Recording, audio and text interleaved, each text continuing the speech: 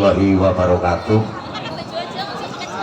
A'udzubillahi minasyaitonirrajim. Bismillahirrahmanirrahim. Alhamdulillahirabbil alamin. Wassalatu wassalamu ala asyrofil anbiya'i wal mursalin wa ala alihi wa sahbihi ajmain. Amma ba'du. Para matur wonten pangastunipun sedaya para sepuh, para sepuh dalaji sepuh lan ugi para kesepuhan. Iki sampun poning pamawas wektu pitutur saking blating panembah ingkang pantes pinundi lan ugi kinabekten lan ugi sedaya para alim ulama, para kiai, para ustad samudanipun ingkang dadi hormatan sumrambah dumateng sagunging para kadang pamriksa pamirsa para bapak ibu samudanipun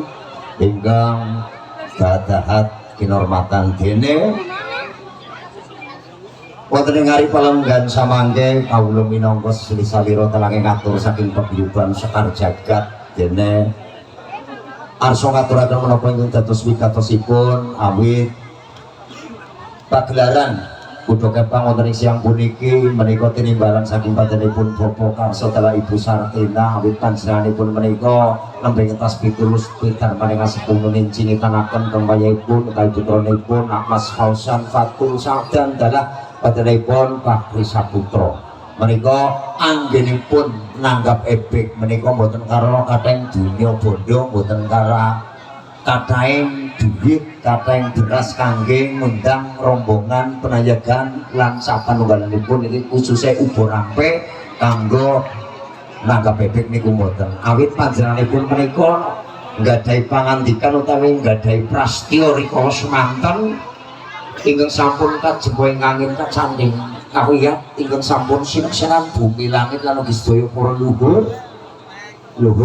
luhur ingkang sampun sumahe. Lah dinten puniki menika prastyanipun menika dipun leksanani awit prastya utawi prajanji menika menawi boten dipun lampahi boten diprastani menika kadang-kadang sok dilaini pramila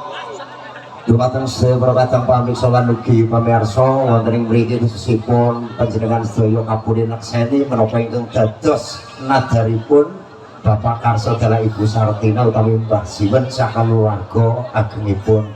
niki minangka kangge nyigep wekdal awit panjenenganipun menika sampun sonten kawula boten badhe matur ingkang akathah ingkang baku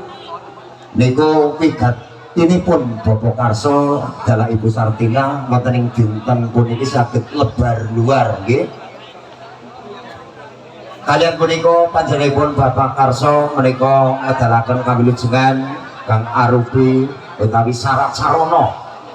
minangka kangge netu menapa ingkang dados nadaripun di menika janur kuning kadamel kupat luar sarta beras kuning lan ugi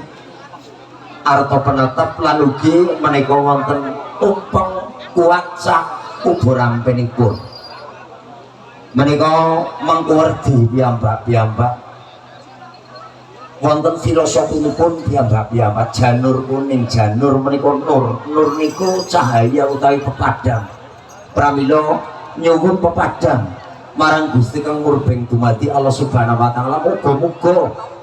hajatipun Bapak Karso sakaluwarga agengipun pikantuk pepadang lan dipun damel upat luar tegesipun kangge ngluwari menapa ingkang dados prastyanipun prajanjinipun rikala semanten dinten puniki saged dipun luwari karana anggenipun ngundang utawi ngawontenaken pagelaran Kudo Kepang saking Sekar Jagat janur kuning kadamel kupat luar dene kalajengaken menika wonten beras kuning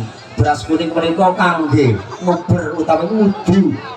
kewarasanipun meningaken marang Gusti kang murbeng dumadi nyuwun marang Allah Subhanahu wa taala muga-muga dipun paringi waras slamet kalis ing rubeda nirting sambikala dene arta penetep menika minangka kangge netepi menapa ing dados prastyanipun dene wonten ing dinten puniki sampun kelampahan sampun dipun leksanani anggenipun ngawontenaken utawi seklimah kali klimah prajanjinipun rikala semanten karana sampun dipun leksanani kanthi paguyuban Kudo Kepang Sekar Jagat. Bismillahirrahmanirrahim.